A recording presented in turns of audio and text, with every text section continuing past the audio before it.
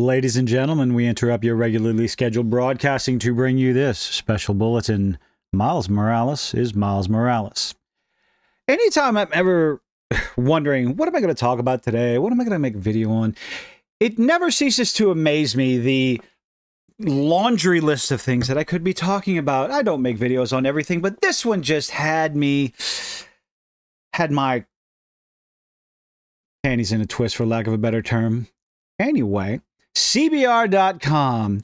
This, just the very beginning of this article rubbed me the wrong way in so many different ways.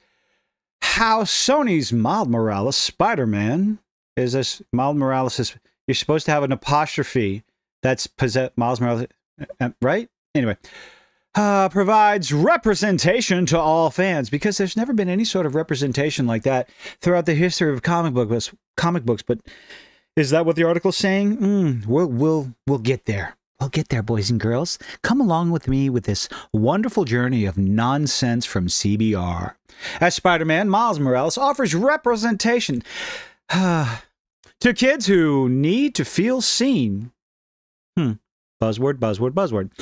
But he also gives it to anyone of any age who loves the wall crawler. Such superficial nonsense. Here's the first line that got me bent out of shape.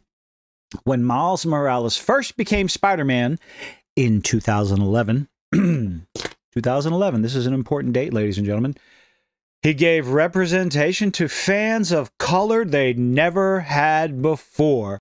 Apparently, Black Panther wasn't a thing. Black Panther first appeared in 1966 and had his first solo comic book in 1977. Miles Morales, 2011. Oh, look at this! The Falcon. Who's the Falcon? 1969, first appearance of the Falcon. Got his own solo comic book in 1983. I own this cover. I own this one. Oh, Cyborg, the new Teen Titans. Now, when did Cyborg get out? 1980s. Oh, that was the 1980s. My goodness. 60 cents. Well, you ain't never going to see that again. Who else we got? Blade. The man, the myth, the legend. 1973, first appearance in a Dracula comic book. His first solo comic book in 1994. Why stop there? Because they forget about Bishop. They forget about Luke Cage. 1972. Miles Morales came around in 2011. But young comic book fans of color never had any sort of hero to look up to. There was no representation. What about the girls? Well, just off the top of my head, Monica Rambeau. She was in the 80s. Smoking hot in the comics, too. Unlike the... Anyway. And let's not forget about Storm, my favorite, lovely Nubian X-Men. Storm. All these comic book superheroes of color, because I want to use the same vernacular as these idiots. I'm going to get into that one, too. Seem to forget. It's almost like they don't believe anything happened before the year 2000 or 2010, somewhere about that time. And it just makes me nauseous to think that Miles Morales seems to be the only one that anybody cares about. For some reason, it's almost like they're trying to replace Peter Parker Spider-Man. Why? Just let him be Miles Morales. Every video game out there calls him Miles Morales. Every toy, every Lego set that I've ever gotten with Miles Morales says Miles Morales. His comic books, for the most part, vast majority of them say Miles Morales. And yet when you say Miles Morales is Miles Morales, you get hate on Twitter. But then again, that's just a cesspool of hatred. Spider-Man is one of Marvel's most popular heroes because anyone could be behind the mask. That is correct. The introduction of Miles Morales from the comic in 2011, as compared to all these other comic book superheroes, black comic book superheroes, came out in the late 60s, the 70s, and the 80s. Long before Miles Morales was even a thought, even a wet dream.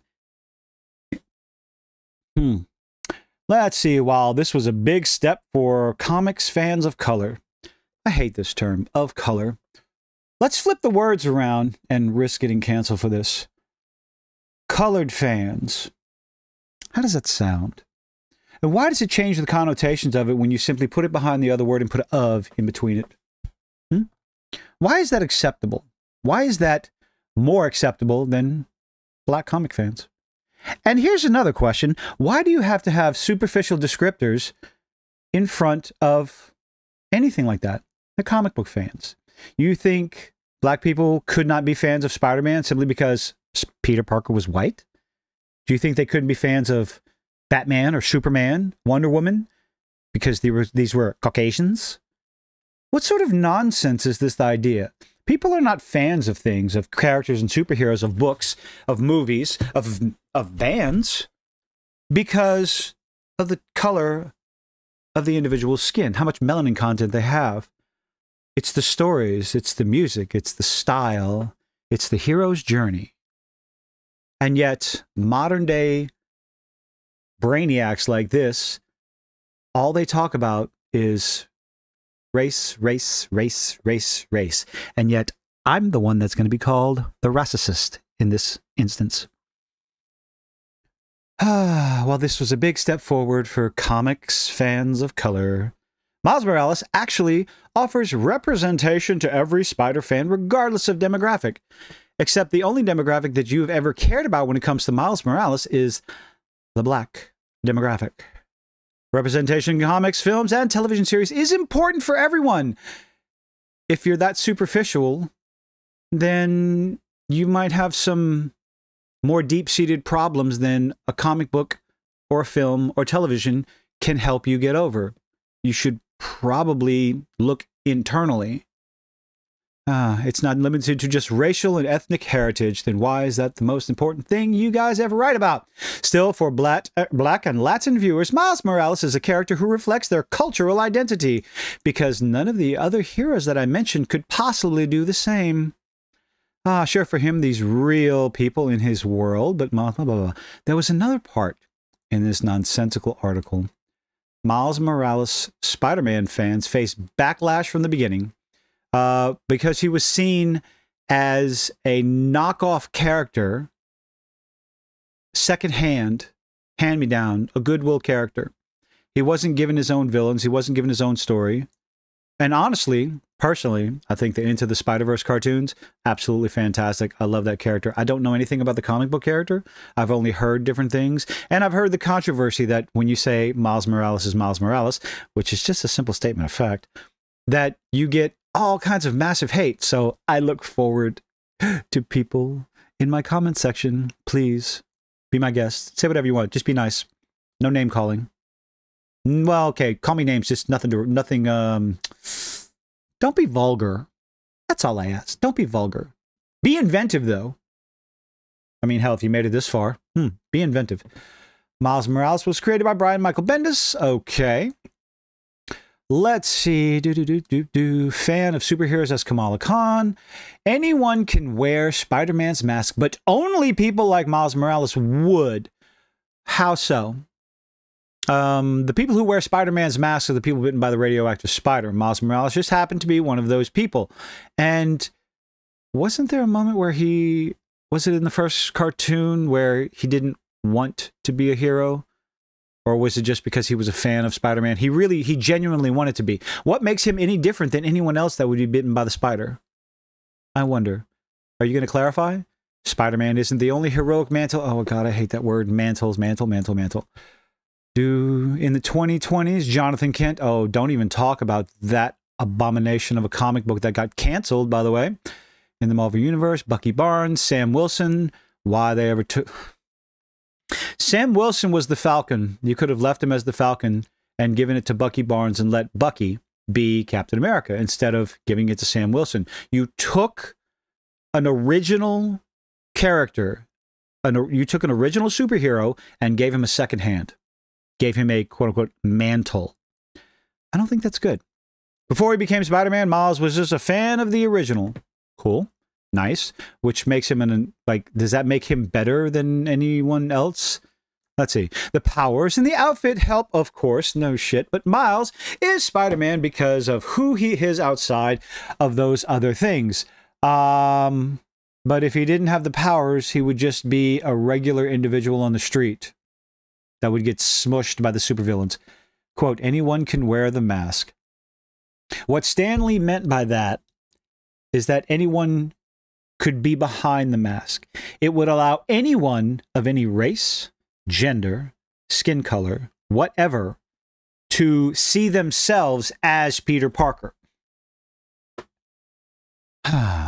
Anyone can wear the mask isn't so much a social or cultural statement, never was, but rather something kids who grew up loving the character always believed. Yes, in fact, unlike Peter Parker, Miles never used his powers as a way to... What? As a way to enrich himself. Okay. He didn't need to lose Uncle Ben in a violent incident to understand why people needed saving. He knew it because he'd seen Spider-Man do it for years. So I guess that means Miles Morales is the bestest ever. He's better than Spider-Man. Is that what this article is trying to convince us? Endures because his message is universal.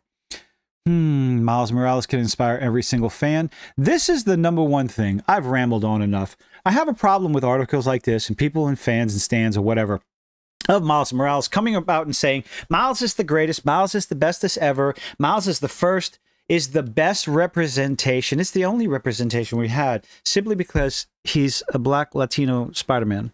When you've had Black Panther, you've had the Falcon, you've had Cyborg, you've had Blade, a full spectrum of different styles of superhero combined with Bishop, Luke Cage, Storm, Monica Rambeau, the list goes on and on. To have an article like this and a statement like this right here,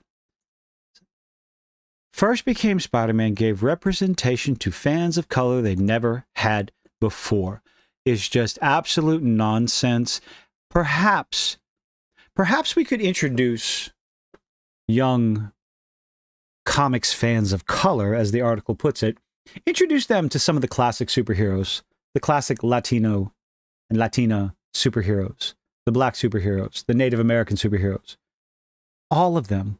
Introduce them to some of the more classic stories, as well as the Miles Morales stuff that you so enjoy.